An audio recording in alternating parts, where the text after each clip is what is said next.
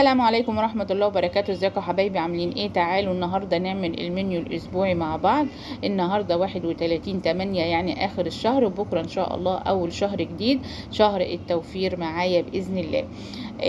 اول ما طبعا ما تاخدي الفلوس ما تنزليش جري بقى تجيبي فراخ ولحمه وكفته ولحمه مفرومه وبانيه وتقولي لا هخزن في الفريزر. لا، ده كلام مش مظبوط خالص ومش هيوفر لك ولا مليم، وهتيجي على اخر الشهر وتبصي تلاقيكي صرفتي الفلوس كلها وما معكيش فلوس تكملي بقيه الشهر. انت بتاخدي الفلوس بتاعت الاكل وتبداي تقسميها اسبوعيا، تبداي كل اسبوع له مبلغ معين وتعملي منيو اسبوعي زي ما انا عامله كده، وتبداي ان انت تكتبي الورقه اللي انا كاتباها ديت وتحطيها في اي حته، وتنزلي تجيبي البانيه، تجيبي السمك، تجيبي الفراخ وتحطيه في الفريزر، عشان مش كل شويه تنزلي تجيبي حاجه، وكل ما تنزلي بتجيبي حاجه بتجيبي 100 حاجه جنبها. فبتجيبي الحاجات ديت تحطيها في الفريزر، بتجيبي المكرونه وبتجيبي حاجات الكشري، بتجيبي حاجات الرز، الحاجات دي وبتحطيها عندك وتسحبي منها طول الاسبوع. وتجيبي برضو الخضار بتاعك، الطماطم والخيار والحاجات اللي هتستعمليها للسلطه برضو بتحطيها عندك. وتبدأي بقى، تعالوا بقى نشوف المنيو مع بعض عشان ما نضيعش الوقت مع بعض. اول حاجه السبت هنعمل مكرونه وبانيه وسلطه. هنيجي يوم الاحد هنعمل كشري، وزي ما انت شايفه كده انا ماشيه يوم كده ويوم كده، عشان الولاد ما يقولكيش لا انت بتقعدي بالكذا يوم ما تعمليش معانا. لا، المكرونه هجيبي جنبها نص بانيه ب 100 جنيه، والمكرونه كيس مكرونه او كيسين مكرونه اللي هم بتوع التموين دولت، الكيس المكرونه ده ب 10 جنيه او ب 8 جنيه.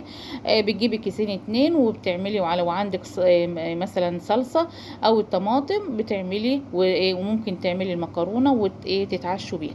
كان زماننا زمان كان اهالينا بنتعشى بالغدا بتاعنا والدنيا بتبقى حلوه والحمد لله. يوم الحد ممكن تعملي برضو كشري وكتري الكميه وتعشي الولاد ببقيه الكشري. يوم الاثنين ان شاء الله هنعمل سمك ورز وسلطه.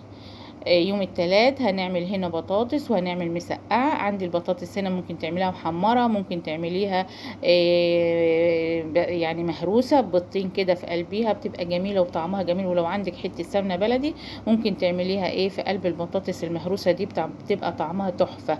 وبتعملي بقى المسقعة، عندك بدنجان وعندك فلفل، واعملي جنبها طماطم مخللة وأكلة زي العسل، وجنبها شوية بصل كده وشوية عيش طراي، وأحلى أكلة احنا بناكلها. يوم الاربع هنجيب كيس بسله، مفيش طبعا بسله دلوقتي، هتجيبي كيس بسله بجزر او تجيبي كيس بسله عادي وتحطي الجزر من عندك والبطاطس، وبتعملي رز وبتعملي شويه سلطه، والحمد لله على كل شيء. يوم الخميس هنعمل محشي، وهجيب فراخ اعمل محشي، وهكتر المحشي شويه عشان انا المحشي ده البقايه بتاعته هتبقى ان شاء الله يوم الجمعه، لان يوم الجمعه ده ممكن في ناس كتير بتنظف فيه، في ناس بتغسل فيه، بيبقى يوم مليان شغل مثلا. فلازم يبقى عندك اكل، عشان ان انت مش هتقدري تنضفي وبعدين ترجعي تعملي اكل تاني، يا دوب تعملي شويه ملوخيه او شويه لسان عصفور كده وشويه سلطه، واحلى اكله والف هنا. ودايما نحمد ربنا على الموجود. بالنسبه للفاكهه، الفاكهة طبعا غالية جدا، ممكن تجيبي كيلو ونص عنب، ممكن تقسميه على السبت والحد، ممكن يوم الاثنين كده تمشيه، يوم الثلاث تعملي لهم صينية كيكة، ممكن الاربع برضو يعني تجيبي كيلو مانجا تعملها لهم عصير. البلح طبعا غالي دلوقتي لسه منزلش. هو الموجود العنب والمانجا دلوقتي كتير، برضو التين موجود بس التين تقريبا ب50 جنيه، فبرضه هيبقى غالي. المهم انت بتمشي الاسبوع بتاعك زي ما انا قلتلك كده، وان شاء الله هتوفري معايا. والسلام عليكم ورحمة الله وبركاته.